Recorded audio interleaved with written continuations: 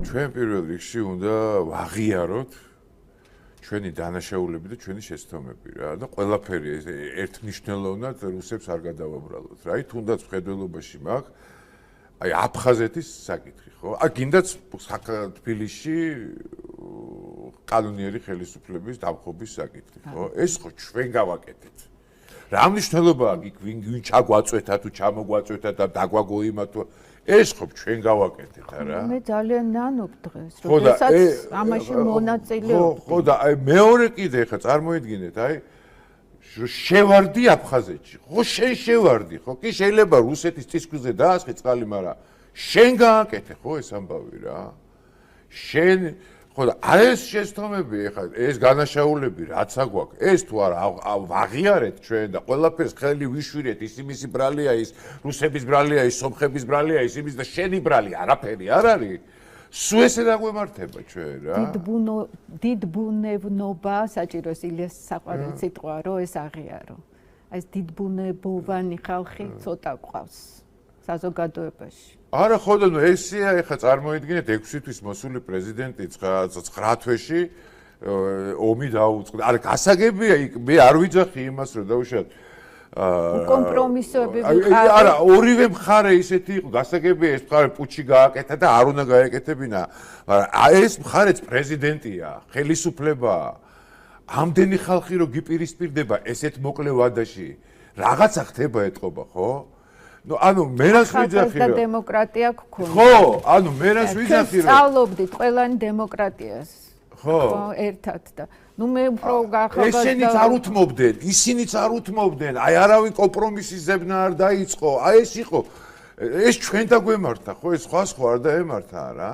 და უწმინდესი იყო ზუსტად ის ადამიანი რომელსაც აი ეს კომპრომისები ხო და ნუ იომებთ, ნუ გააკეთებთ ამას, სულ იძახთა რომ ნუ გააკეთებთ, მაგრამ იმდენად რაღაცა იყო, ნუ აქეთ გასაგებია ესე კონკრეტულად ათეიზმიდან გადასული ეს გინდაც ეს მმართველები, გინდაც პრემიერ-მინისტრი, გინდაც რა ვიცი სიგუა იქნებოდა თუ ჯიოსელიანი თუ ასე შემდეგ და ასე შემდეგ, ხო საერთოდ არაფერს არ ეკითხებოდნენ უწმინდეს. საერთოდ არც აფხაზეთში ომს იწყებდნენ და უწმინდეს აფხაზ აფხაზეთის ეპისკოპოს არაფერი არ კითხეს, არც იცოდა. აი წარმოიდგინეთ რა. ამ ორმა პრეცედენტმა პუჩმა და მერე ვარდების რევოლუციამ შექმნა პრეცედენტი უკვე მერე რომ აწი ხა რევოლუციით მოსულა რა არ მინდა ეს რატო არჩევნები, რატო იქნებ ყოველთვის შემიძლია თქვა რომ აი გაყავდა. ხო, რა თქმა უნდა. დადეთ ერთი მტკიცებულება. იქნებ გაყავდა, მაგრამ რატო არ არის არც ერთი მტკიცებულება დღეს?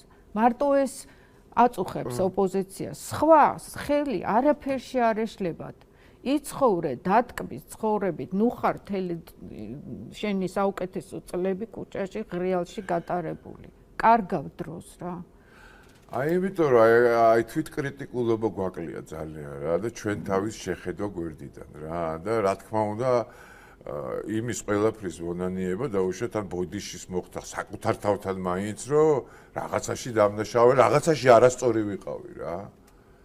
ეხლა მე ხო ჩემ ცხოვრებაში ეხლა მაგ პერიოდშიც ვიცხოვრე 90-იანი წლების დასაწყისშიც ვიცხოვრე ძალიან ისეთი განვისთიდი ამ სიტუაციას ცხოვრებაში იარაღი ხელში არ დამიჭერია რომ რაღაც აქ მაგრამ იდეურად ხო მაინც ვიყავი იქითკენ რომ და აი რაღაც იმისკენ რომ აი ეს ხალხი თუ იძახის რომ არ არის ზვიადი სწორი არ არის ზვიადი და რაღაც დედაჩემი იყო ზვიადისტი მაგარი აი მაგარი ზვიადისტი იყო ისეთი რომ აი პატარაობიდანვე პროკლამაციები რომ გადმოყარეს იმ რუსთაველის კინოდან იქ იყო მაშინაც და დედაჩემი მეუნებოდა რომ აი დაცალეთ კაც აცალეთ 6 თვეა გასული აცალეთ მე ვთხარი რატო ძაბავს აი იქ რატო გვარდია რატო გააუქმა ის რატო გასულ მქონდა ხოლმე დედაჩემთან ისა რა და მეთქი პრეზიდენტია პრეზიდენტი კი გასაგებია ესენი ვინც არიან მაგრამ პრეზიდენტია და პრეზიდენტს უფრო მეტი პასუხისმგებლობა უნდა კონდეს რომ ომი არ მოხდეს თბილისში თუ ესენი არ თმობენ იქნება ამან დათმოს მეთქი რაღაცა ნუ ეხა ესე ვფიქრობ დღესაც რა იქ ომი არ უნდა მომხდარიყო არავითარ ძალიან შემთხვევაში სამარცხინო ლაქაა. არავითარ შემთხვევაში ისევე როგორ აფხაზეთში არ უნდა შევსულიყავით არავითარ შემთხვევაში რა და ეს ყველაფერი ჩვენი დანაშაულია და ეს თუ არ გავითვალისწინეთ და გავიაზრეთ რომ ეს ჩვენი დანაშაულია წინაც ვერ წავალთ რა იგივე დანაშაულებს ჩავიდენთ და ჩავიდენ და როგორც ეხა უნდათ რომ იგივე დანაშაული ჩაიდინონ ხო და ყველაფერი ესე ვთქვა წყალებში რუსეთს მიაწერენ და თავის თავზე არაფერი ესე იგი არ ვიცი რა არ ვიცი